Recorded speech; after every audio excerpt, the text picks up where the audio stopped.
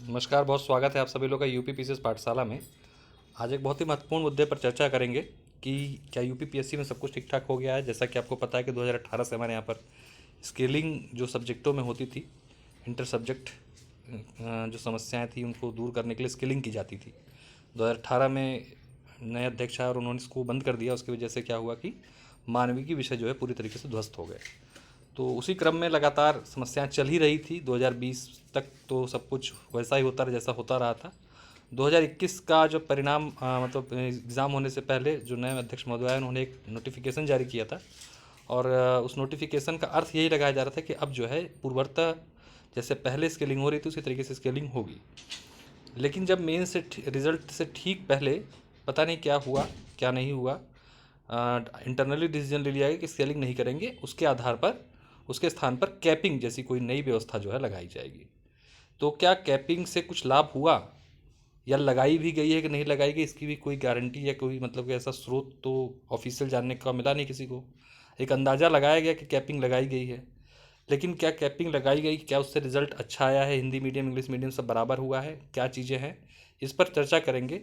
तो क्योंकि 2022 का अगला रिज़ल्ट है और ये रिज़ल्ट भी उसी तरीके से प्रभावित होगा जैसे अन्य रिज़ल्ट 2021 तक के रिज़ल्ट प्रभावित हुए हैं।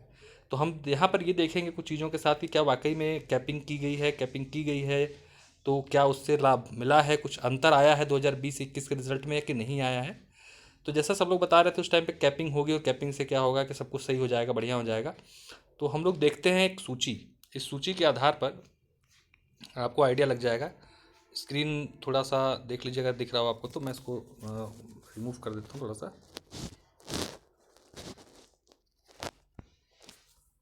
एक सेकंड।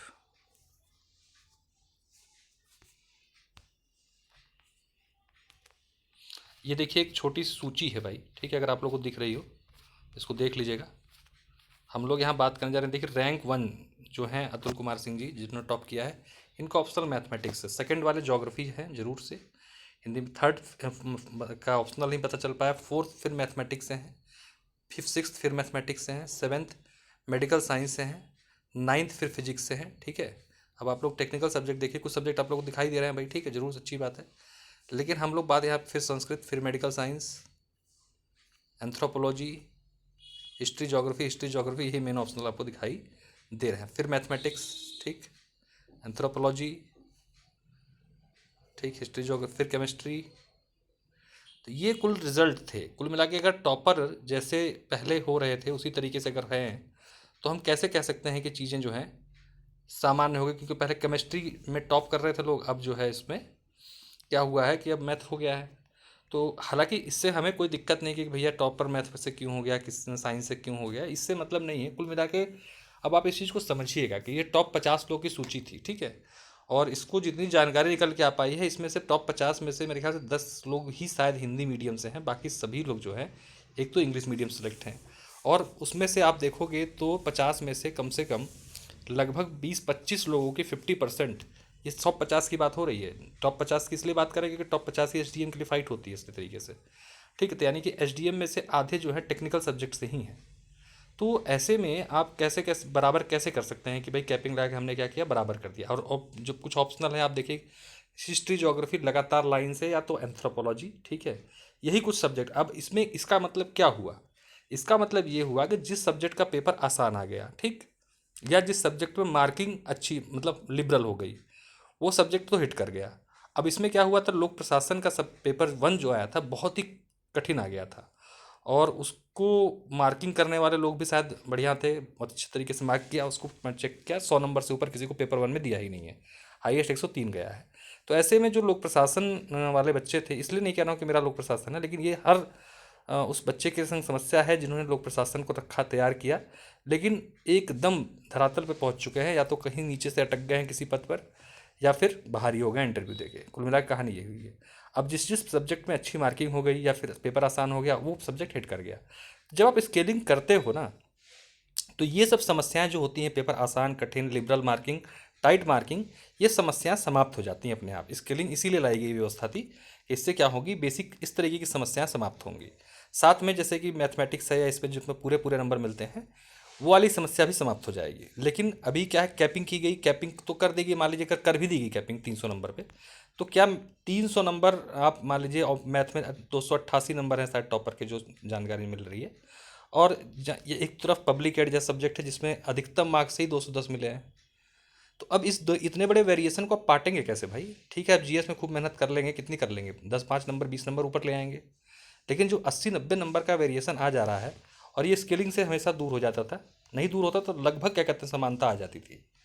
तो ऐसे में ये कैपिंग वैपिंग वाली व्यवस्था जो है ठीक नहीं है। या तो भैया सीधे सीधे बात होनी चाहिए कि ऑप्शनल खत्म किया जाए, जो कि असंभव है, खत्म होगा नहीं जब तक यूपीएससी में नहीं खत्म होने वाला। ठीक, तो इसके लिए तो निश्चिंत होकर रहिए, इस ऑप्शनल खत्म होतम नहीं होने वाला, क्योंकि वहाँ पे नहीं खत्म हुआ है तो यहाँ भी खत्म नहीं होगा।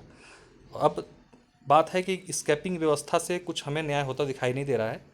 तो ऐसे में स्केलिंग जैसी जो व्यवस्था थी उसको ही लागू करना ही होगा, और उसके लिए सबको मिलकर आवाज़ भी उठानी होगी। 2022 का रिजल्ट आने वाला है, अभी मान लीजिए समय है थोड़ा सा, लेकिन क्योंकि काम उस पर चल रहा है, शुरू हो चुकी कॉपी चेक होने, तो ये सब प्रक्रिया उसमें भी शामिल होंगी। मतलब स्केलिंग अगर करनी होगी तो करेंगे। जहाँ तक उम्मीद है 21 में नहीं किया, तो 22 में कोई उम्मीद मत रखिए, स्केलिंग होगी अपने आप से। इसके लिए सबको थोड़ा सा आगे बढ़ के आयोग के अध्यक्ष जी से मिलना होगा, उनको अपनी समस्याएं बतानी होंगी। 21 का रिजल्ट जो आयोग द्वारा ही बनाया गया उसका ही उनको अवलोकन कराना होगा कि देखिए ये स्थिति है। ऐसे में कैसे क्या कहते हैं कि पब्लिक एड का रिजल्ट आप देख लीजिए, एक ही आयोग है, एक ही आयोग ने अलग अलग ऑप्शनल तैयार किए, और लोक प्रशासन विषय में क्या क्या स्थिति हुई है। और भाई ठीक है, मैथ यहाँ पे लड़ाई किसी से नहीं है, ना इंग्लिश मीडियम हिंदी मीडियम का मामला है, किसी से ना बैर है ना दुश्मनी है भाई। लेकिन कुल मिला के एक कॉमन लेवल तो होना चाहिए ना लड़ाई का भाई। ऐसे थोड़ी ना एक आदमी को, तो आप जैसे इस बार खुद दोबारा से 2022 पीसेस की अगर हम बात करें, तो सबके दो दो पेज के क्या कहते हैं कि नोट ऑप्शनल का पेपर आया था। पब्लिक एडमिट का 3 पेपर का 3 पन्ने थे उसके अंदर, मतलब पेपर को कितना लेंदी बनाया गया, क्वेश्चन बड़े बड़े क्वेश्चन। तो ये क्या किया इसने, इसने अपने आप में ही एक जो है पेपर को कठिन बना दिया। अब ऐसे में अब इस बार फिर यही होगा। तो जब तक स्केलिंग जैसी व्यवस्था नहीं होगी, खास विषय किसी ना किसी साल, मैं ये नहीं कह रहा कि लोक प्रशासन के साथ ही होगा हर बार, कल को हिस्ट्री के साथ हो सकता है, परसों को ज्योग्राफी के साथ हो सकता है, कभी सोशियोलॉजी के साथ, मतलब किसी भी ऑप्शनल के साथ किसी साल भेदभाव होगा ही होगा। इस भेदभाव को दूर करने के लिए स्केलिंग जैसी व्यवस्था को अपनाना अनिवार्य है, नहीं तो या तो ऑप्शनल आप खत्म कीजिए, ताकि जीएस के दम पे सबकी फाइट बराबर हो भाई। तो ये कुल मिला के कुछ मुद्दे थे। आप लोग को बताइए कि क्या इसमें आप लोग सहमत हैं, नहीं सहमत हैं, कमेंट बॉक्स में। तो इसको और व्यापक स्तर पर बातचीत की जाएगी कि कुछ इसमें कुछ पॉजिटिव हो सके। तो 2022 जिन्होंने मेंस दिया है, सिर्फ 22 नहीं, जो आगे 23 की तैयारी करें वो लोग भी इस मामले को समझें, इसकी गंभीरता को समझें, और इस मैटर को मैक्सिमम लोगों तक शेयर करें, ताकि ज़्यादा से ज़्यादा लोगों को जानकारी हो सके कि हो क्या रहा है। आप बैठ के खूब मेहनत करते रहिए। आपका ऑप्शनल अगर डूबा तो आप चाहे आपने साल भर बड़ी अच्छी मेहनत क्यों न की हो, अगर एक पेपर ख़राब हो गया या चेक करने वाला ख़राब हो गया, चीज़ें आपकी ख़राब हो जाएंगी। तो चलिए फिलहाल इतना ही रखते हैं, बाकी अगर कुछ आपके कमेंट बॉक्स में बताइएगा, कोई चीज़ें रह गई हों तो उस पर भी चर्चा कर लेंगे। बहुत बहुत धन्यवाद, चैनल को सब्सक्राइब कर लीजिएगा। फिर मिलते हैं नेक्स्ट वीडियो में। धन्यवाद, नमस्कार।